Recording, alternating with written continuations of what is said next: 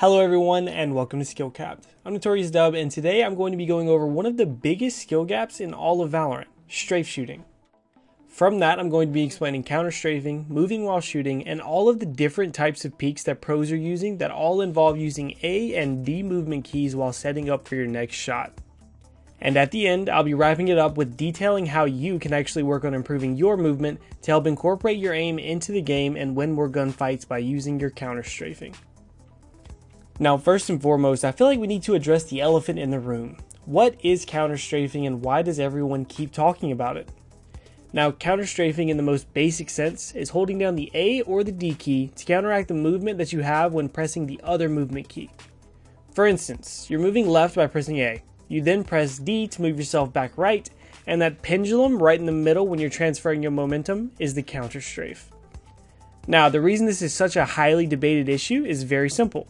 Many of the best players in Valorant are coming from Counter-Strike, and in Counter-Strike you have a much longer deceleration period when you don't counter-strafe and you just instead let go of your movement key.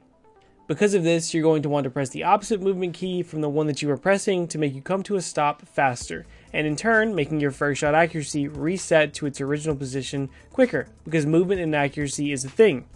In Counter-Strike, there are also a lot of people who would use both movement keys to come to a stop quicker if you didn't actually want to start moving in the other direction instead of just tapping the other movement key.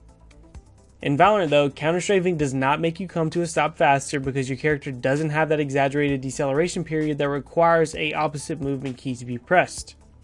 This results in the best pros having split habits. We see Wardell continuing to counter-strafe no matter what, and Ten saying that it's not actually necessary. So the debate of learning to counter-strafe when stopping to shoot can be put to rest. But counter-strafing isn't that simple, because counter-strafing is insanely important, and it's one of the techniques that you're going to see from every pro on pistol round, and almost every round after that as well. So let's get into the details of it and how it can actually be beneficial for you. Alright, so for the rest of this video, to avoid confusion, I'm going to be referring to counter-strafing as strafe shooting, because I'm only referring to changing directions with counter-strafing and not with stopping by counter-strafing. And the entire point of counter-strafing is that during that deceleration period that you have whenever you let go of A, and that acceleration period that you then have whenever you press D, during almost that entire period, your bullets are first bullet accuracy accurate. Meaning that mechanically skilled players can string these strafe shots together and be an absolute menace on pistol rounds, or simply reposition themselves mid-gunfight to isolate an angle and to keep them safe from their targets' teammates. Now, strafe shooting in general is the ability to take your first shot accurately while you're finishing out your momentum and decelerating. And this is relevant because it allows you to be accurate and mobile as well.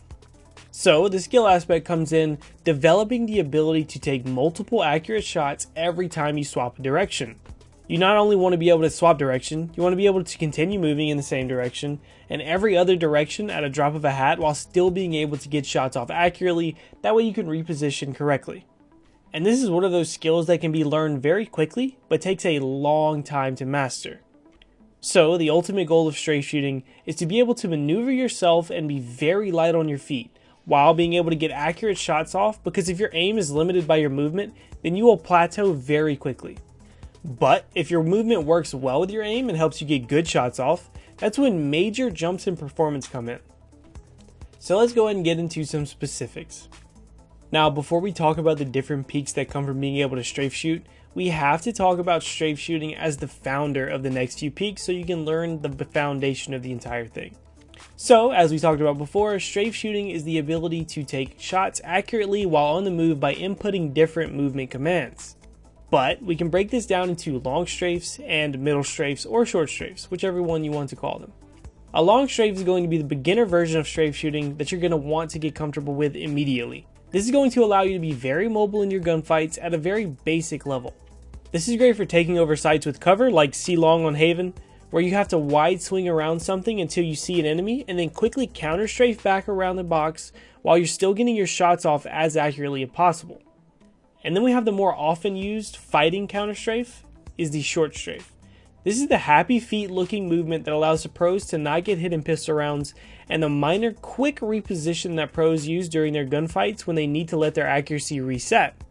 They're quickly jiggling left and right, only moving their body a little bit to the side each time, and the reason this gets so difficult is because each gun has a different accuracy reset timer, making practicing with that gun the best way to learn how to strafe with it. But let's go ahead and get into the detailed peeks that stem from these foundational movements. So the first peek we have is the shoulder peek. And if you're constantly getting gunned down by oppers, you need to learn this trick immediately. Think of the shoulder peek like a pump fake in basketball. The goal isn't to get a shot off, and the goal isn't to make a game-breaking play. The goal is to catch the enemy off guard.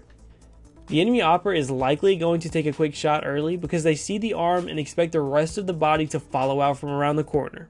Now this is actually best case scenario because once an operator misses their first shot and they have to re-peek back into the angle, it becomes way too risky because operators are slow and not actually used very well aggressively. And then the other option for the operator is to not take the shot, which usually results in them being faked out by the shoulder and their reaction time will actually be delayed. In basketball, this is called freezing the defender. And here, we're just freezing the operator. What you're going to be doing here is to take your character model and peek it around the corner just enough to where your shoulder passes the threshold. This allows the enemies to get a good look at the shoulder and expect the rest of the body to follow through. Now this is a very tricky peek because your pressing of A and B has to be very precise, so you don't accidentally over peek the angle and get tagged, and you don't want to under peek the angle and do nothing as well. Now we see pros do this in nearly every round in pro play because even if it doesn't work, you have to keep the operator player off guard and guessing. You have to force them to predict your movement and make a good shot. Being predictable is the biggest downfall for most players, and we see areas like A long on Haven as the playground for shoulder peeks. And an angle like that, which is a hot spot for operators, can easily be shoulder peeked 2 to 3 times around, so whenever you finally decide to peek for the aim battle, the operator is frozen and has reduced reaction times. Now an advanced version of this peek includes air strafing. This is where the player runs towards an angle, jumps and air strafes around and comes back, and still attempts to show barely any of his body, but also reduces the chances of him being tagged. So all in all, whenever you combine all of these peeks and mix-ups over and over, you can be a huge thorn in the sides of enemy oppers, or just enemies who hold tight angles and you want to catch them off guard. And then next up we have jiggle peeking. So jiggle peeking is the next step in shoulder peeking because you're taking it a bit further and getting deep enough where you can actually see past the angle and scout out the area. This is by far the most effective way to aggressively peek angles because it allows you to isolate angles so well. Now take B-side on Haven for instance. You can jiggle peek from the very bottom of mid to clear out the entrance to B-site and make sure that no one's posted there. Then you can walk your way up and jiggle peek the right side to make sure no one is posted there, and do the same for the left side as well.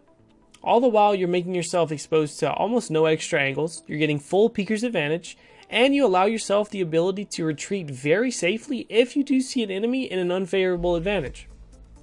And the biggest benefit of jiggle peeking is the strafe shooting that we were talking about earlier. This is because halfway through your jiggle peek, your bullets are fully accurate, meaning you can get 2 to 3 shots off nearly for free and pick up easy kills all because you've been practicing your jiggle peeks. And a well-practiced player will routinely hit shots when jiggle peeking, or at least use the jiggle peek to pre-fire the angle for them. But either way, the tool is just about necessary when playing for map control and not just rushing a site every round. So finally, let's talk about practice.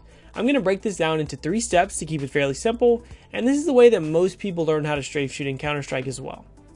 So to start with, in order to develop the very basics, you're going to want to stand in front of a wall with some obstacle in the middle like this archway.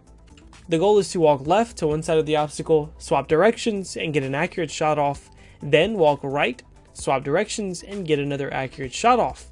You're going to repeat this until it becomes almost second nature, and you have the timing down without worrying about moving the mouse or being accurate.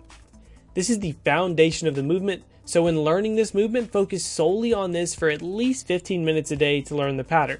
And feel free to make this easier if you need to by only shooting on one side of the pole each time. And then second off, we're going to be working in a little bit of mouse movement as well. So this time, instead of shooting on each side of the obstacle, you're going to be doing the exact same thing but shooting the center of the obstacle over and over instead. This way you're going to be learning the pattern while also using your mouse to be accurate. Now when learning this, I would recommend that you spend at least 15 minutes a day on this alone. As you get better and better, you're going to want to strafe shorter and shorter and tighter together to optimize your strafes just that much more. And then finally, when you have both of the previous steps incorporated, we're going to incorporate different targets and shooting. So for this, go to the back of the gun range to practice on the robots, and start strafe shooting all over the place. Here, you should actually be working on freestyling your strafes. Do it a little bit unconventionally because you have to learn to be quick with your fingers in game and be instinctual. You should be practicing short strafes and long strafes, flicking, forward and backward counter strafing, and anything else that just feels right to you in the moment, because the goal is to get yourself to operate your counter strafes off of instinct. This way, in the middle of a fight, you don't have to think about where you want to go or how your fingers are going to get you there. You just have to do it because you've already instilled this instinct in yourself. But all in all, the biggest thing that you have to incorporate into your practice and improvement is dedication, because learning to counter strafe effectively takes a lot of time to master. As always, make sure you leave me a comment down below letting me know if this video helped you in any way and what you want to see from me next. As always, I want to say thank you for spending this little bit of your day with us, and thank you for watching. I'm Notorious Dub, signing off.